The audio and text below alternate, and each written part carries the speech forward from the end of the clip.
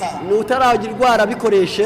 Kwa yule ambaye hajagonjwa hiyo magonjwa akitumia hivyo. Uyirwaye bikoreshe. Yule ambaye ana ugonjwa huo avitumie. Uyikekamo bikoreshe.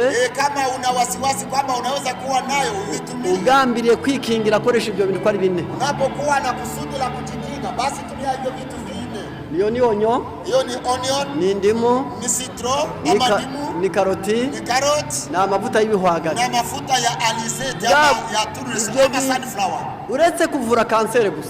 Licha ya kuwa inatibu kansa. Ni nawo muti mwiza w'umwijima. Ndiyo dawa nzuri ya ini.